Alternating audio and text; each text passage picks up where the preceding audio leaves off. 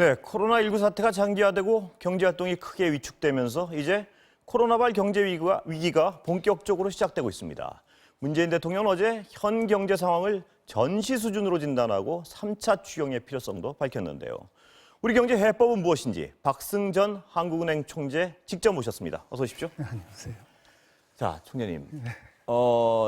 지난 97년이요. 외환위기하고 2008년. 지금 상황 어떻습니까? 비교해 보시면. 우리가 경험했던 지난날의 위기들은요. 일부 국가, 일부 지역, 그리고 일부 산업에 밀어닥친 위기였습니다. 근데 아시다시피 이번 코로나 사태는 세계 모든 나라, 모든 분야예요. 모든 산업, 그리고 세계 70여 모든 인구에 전부 밀어닥친 위기입니다. 그런 의미에서 그 충격이 과거보다 훨씬 크고 또 그 충격이 갑자기 나타나기 때문에 아주 수직적으로 나타나는 그런 특징이 있습니다. 그렇지만 이것이 이제 코로나 사태가 수습이 된다면 현재 이 경제 황폐화가 경제에 무슨 펀더멘탈에 문제가 있었던 건 아니니까. 그러니까 우리 경제에 무슨 지병이 있어서 그런 게 아니니까. 회복이 시작되면 V자 형으로 V자 형태 회복이 이렇게 될 것이다. 그래서 하반기부터는 서서히 경제가 회복되기 시작할 것이고 그렇지만 여기서 완전히 벗어나려면 백신이라든가 치료제가 개발이 돼야 할 거기 때문에 적어도 한 1, 2년은 어려움을 겪어야 하지 않을까. 그러면 V자 형태 회복이 어렵다고 봐야 되는 거 아닌가요? 1, 2년 동안. 그렇죠. 그러니까 이제 예컨대 제가 볼 때는 한 1년 이제 그 어려움을 겪지만 1년 뒤에 회복할 때는 저는 지금 당장 회복한다는 뜻이 아니고 장기간의 침체 이후에 회복할 때는 그렇죠. 수직 상승할 것이다 이 말씀이시죠. 그래서 지난 2008년의 세계 금융위기보다는 훨씬 더 충격이 크고 그렇지만 1998년 우리나라 외환위기보다는 충격이 크지 않을 것이다 이렇게 생각합니다. 총재님 그렇게 생각하시는 어떤 그 배경은 그러니까 98년보다는 나을 것. 저는 그걸 다 겪었거든요. 근데 98년의 외환위기는 우리 지병 때문에 생긴 겁니다. 그 외환 부족과 그 부채, 엄청난 그 부채를 떠안고 있어서 외환이 고갈되어서 이제 생겨난 건데 지금 우리가 물가도 안정되고 외환 사정도 좋고 수출도 좋았고 이제 그런 데서 다만 이 감염병 때문에 생긴 거니까 이 병만 났으면 우리 경제는 회복될 수 있다 이렇게 보는 거죠. 그런데 말입니다, 총재님. 그 지금 기업들 도산 위험, 그다음에 아직은 본격적으로 시작된 것 같지는 않지만 대량 실업 조짐이랄까 위험. 이거 어떻게 해야 되나요? 이게 가장 큰 문제 아니겠습니까? 큰 문제죠. 참 이게 우리 경제가 황폐하니까 먹고 사는 문제가 당장 이제 벼랑에 걸려 있습니다. 그래서 이 문제를 해결하는 해법은 과거의 정상 상태에서 해법으로는 안 된다고 봅니다. 그래서 제가 보는 것은 무제한으로 돈을 풀자 하는 겁니다. 세계 모두가 그렇게 하고 있죠, 지금? 그렇게 하고 있죠. 근데 선진국은 이미 오래전부터 그 무제한의 양적 완화를 했지만 우리는 안 하지 않았습니까? 근데 이제 할 수 없다. 우리도 그렇게 해야 되겠다. 이제 그러는 거고 돈을 푸는 창구는 이제 재정하고 금융이 있거든요. 근데 재정은 앞으로 더 풀을 여유가 많지 않습니다. 그래서 앞으로는 우리나라 중앙은행인 한국은행의 역할이 대단히 중요하다. 그래서 찍어낸다는 말씀이신가요? 그렇습니다. 이제 한국은행에서 돈을 푸는 방법이 두 가지입니다. 하나는 금리를 내리는 게 있고 하나는 돈을 찍어내는 건데 금리가 아시다시피 현재 0.75% 아닙니까? 그게 더 내릴 여지가 별로 없어요. 그러니까 결국은 한국은행이 돈을 찍어낼 도리밖에 없고 겸해서 제가 정부에 건의하고 싶은 것은 외환위기 때 160조 원의 공적 자금을 조성해서 예. 이걸로 모두 도산하는 기업들을 살렸습니다. 예. 그런데 지금 우리가 한국은행 돈 푸는 거하고 재정의 힘만으로는 부족하니까 예. 우선 한 100조 원 정도의 공적 자금을 마련하자. 100조 원이요? 예. 이 돈은 정부 보증 채권을 시장에 파는 겁니다. 예. 그러니까 뭐 재정 부담이 있는 예. 것도 아니고 예. 그렇게 생각합니다. 근데 이제 특히 야당에서 말입니다. 네. 추경 지금 1차 추경 나왔고 네. 2차 추경 네. 하고 있고요. 3차 추경 이렇게 하면 재정 적자 네. 뭐 이 문제 계속 걱정하고 있습니다. 어떻게 그게 보세요? 크죠. 예. 난 야당의 그런 생각이나 이번 부총리 그 고충을 나 굉장히 높이 평가합니다. 예. 그런 예. 걱정을 해야죠. 예. 그런데 다만 지금 아까도 이야기했지만 지금 비상시국이고 예. 지금 우리나라 국가부채의 GDP에 대한 비율이 40%입니다. 예. 그런데 현재 선진국의 이 국가부채 비율은 평균 80% 예. 내외고 예. 일본은 지금 240%입니다. 예. 그래서 아직 여유가 있고 예. 그래서 우선 이렇게 쓰고 경제가 좋아지면은 다시 흑자 재정으로 가도록 할 수밖에 없지 않느냐 그렇게 생각합니다. 이번 코로나로 인한 위기가 발생하기 전에도요, 총리님. 세계 경제에 보면 양적 완화를 계속 해오지 않았습니까?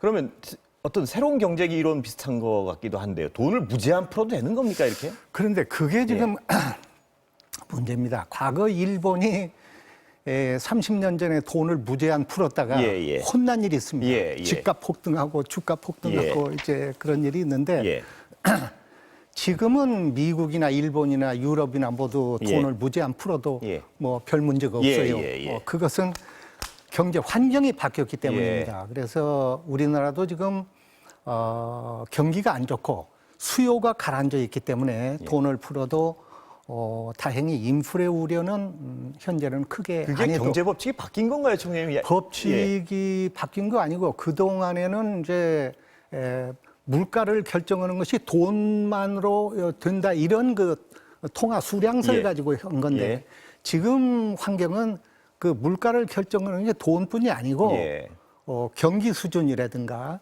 또 그 코스트, 그 생산 원가라든가 이런 것과 종합적인 관계에서 되고 또 돈이 나가도 금방 안 씁니다. 지금은 퇴장시킵니다. 그렇기 때문에 통화 속도가 느려지고 그래서 현재는 큰 걱정을 안 하는 것이고 다만 이제 우리가 이렇게 한국은행이 돈을 무제한으로 찍어낼 때 제가 좀 걱정하는 것은 자산 버블입니다.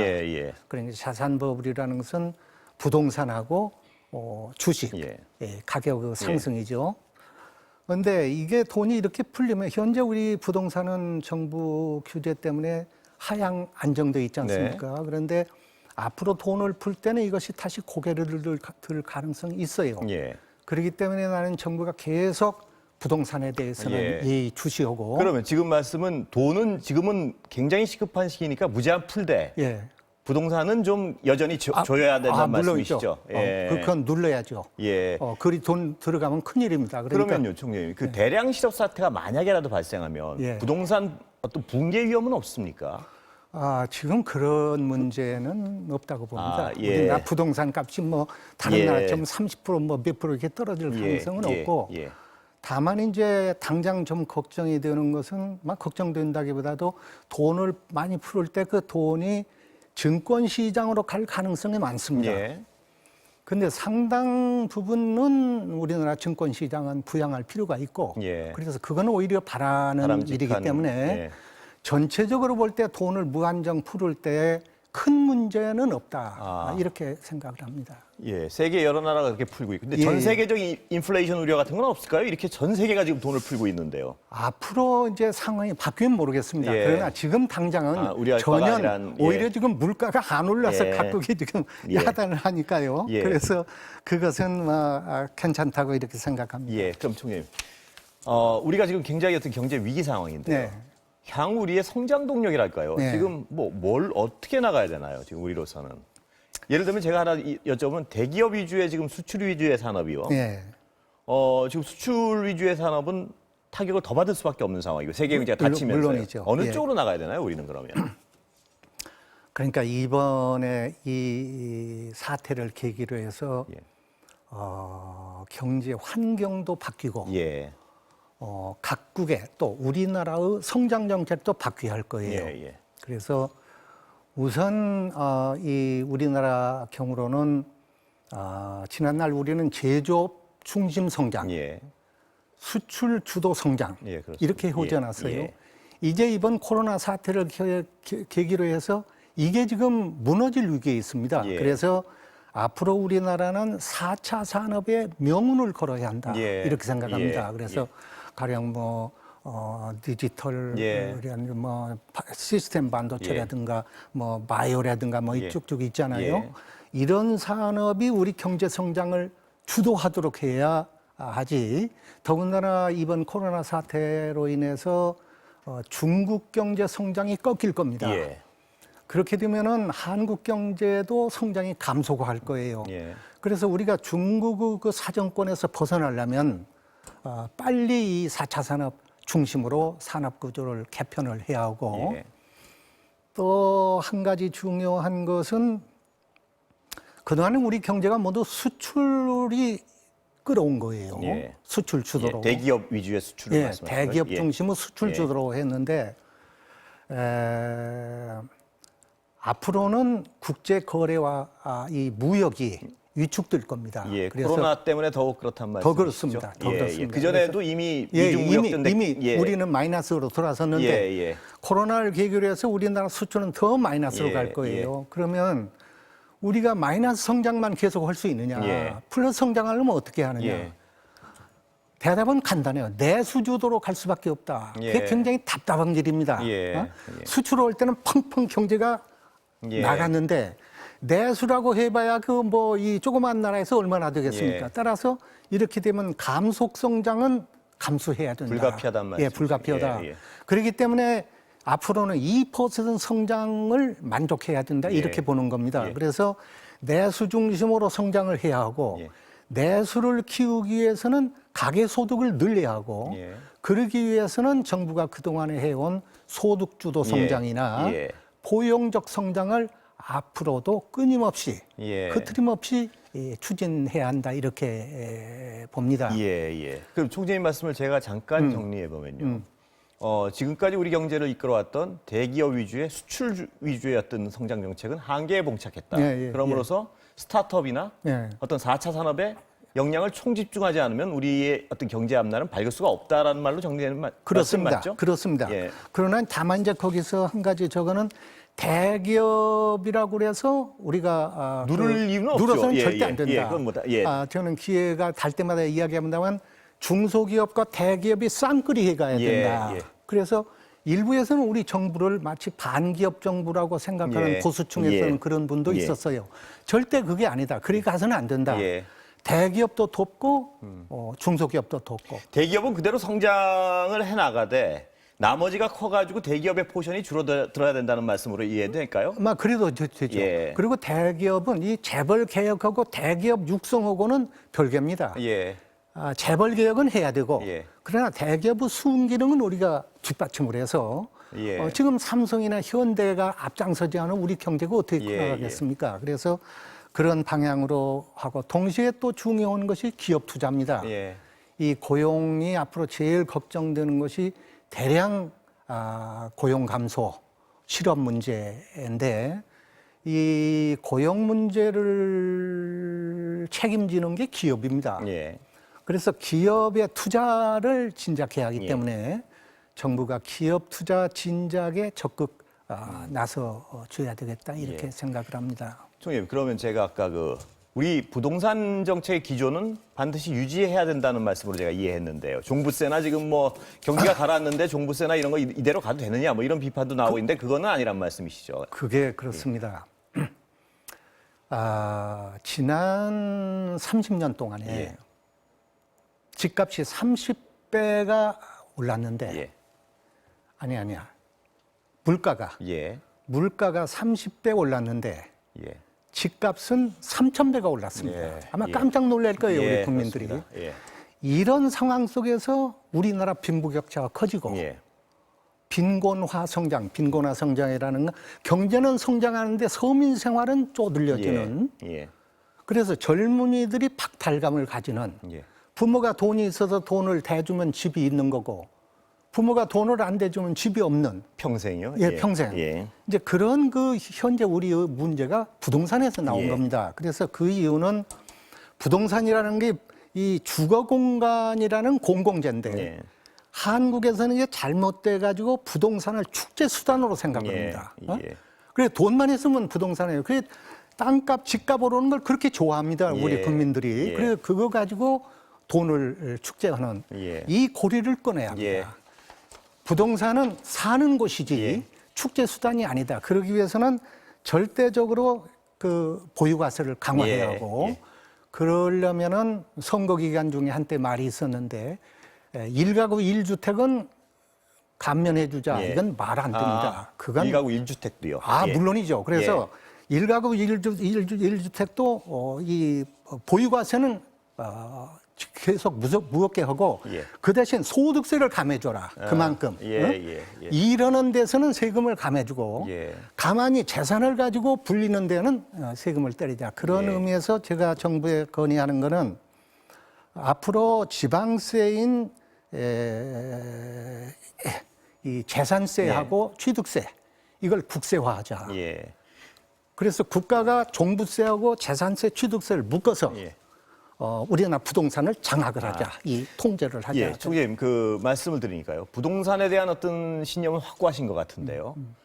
계속 이 정책 기조를 유지해야 된다는. 근데 그동안 우리 정부가 어떤 뭐 맞는지 틀린지를 떠나서 논란이 됐던 다른 어떤 경제 정책, 예를 들면은 최저임금 문제나요. 노동시간 단축 문제. 이거에 대해서는 어떻게 생각하십니까? 이 방향도 지속돼야 되나요? 아니면 그것은 방향은 지속되되 정책은 바꿔야 합니다. 예.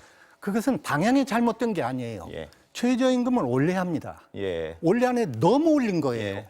그 정도의 어떤 예, 그러니까 감기 들었을 때 약 처방을 받았는데 약을 먹고 오히려 나빠졌다. 예. 그건 약 처방이 잘못된 게 하고 약은 제대로 썼는데 너무 독한 약을 썼단 말씀이신가요? 그런데 한 알 먹으라는 걸 5알 먹으라고 예. 처방을 그렇게 한 거예요. 예, 예. 그러니까 주 52시간도 그렇고 예.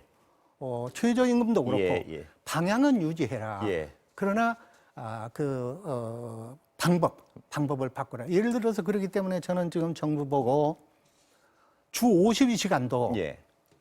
코로나 문제에서 벗어나기까지 뭐 1년이 됐든 2년이 됐든 예. 이 기간은 52시간도 조정하자. 그래서 조정하자는 말씀은 더 구체적으로 예를 예. 들면은 노사가 합의할 때는 주 60시간까지는 할 수 있도록 하자. 예, 예. 그래서 52시간대를 당분간 그렇게 신축적으로 하고 예. 최저임금제도 이미 한 건 할 수 없지만 예. 내년 최저임금을 정할 때는 대폭 낮춰서 예, 예. 예. 우리 기업이 받아들일 수 있는 그런 예. 정도로 하자 그렇게 생각을 합니다. 그러면 총재님 아까 잠깐 말씀하셨지만요. 소득 주도 성장 그 방향은 유지돼야 된다고 바로 말씀하셨는데요. 그렇습니다. 예. 소득주도 성장이란 뭐냐면은 과거에는요. 예. 대기업이 수출을 해서 돈을 벌어서 그 번 돈을 국내에 투자하면 국내 고용이 생기고 예. 고용이 생기면 가계소득이 늘었어요. 예. 그래서 과거에는 과거 흔히 말하는 낙수 효과 예. 시대에는 경제가 성장하면서 빈부격차도 줄었습니다. 근데 지금은 보시다시피 수출이 안 돼요. 마이너스예요. 예. 그러니까 기업이 국내 투자를 안 해요. 예. 국내 투자를 하니까 고용이 줄어요. 고용이 줄으니까 가계소득이 줍니다. 근데 아까 말씀드린 대로 수출이 안 되니까 가계소득 줄으니까 경제성장이 예. 자꾸 다운되는 예, 거예요. 예. 그러면 이때 어떻게 하느냐. 아까도 이야기했지만 이제는 수출로 안 되니까 내수로 예. 해야 된다. 예. 내수로 하려면 가계소득을 늘려야 하는데 기업이 투자를 안 하니까 기업이 이 책임을 다 못 한다. 예. 그러니까 정부가 이걸 보충을 해주자. 예. 과거에는 그 고용과 가계소득을 100% 기업이 예. 책임졌는데 지금은 70%밖에 못 한다. 예. 그러니까 30%는 정부가 해주자. 이게 소위 소득주도 성장입니다. 정부가 직접 가령 임금도 올리고 복지도 늘려서 예. 가계의 소득을 대주자 예. 그런 거예요. 총님, 그 어떤 전문가시니까 제가 요새 논란되고 있는 하나의 점은 그 가계소득을 늘리는 데 있어서요. 네. 요새 기본소득이 많이 쟁점이 되고 있습니다. 예. 그것도 어떤 바람직한 방해로 보십니까? 아니면 아닙니다. 그건 아닙니까 또? 나는 그 반대입니다. 예.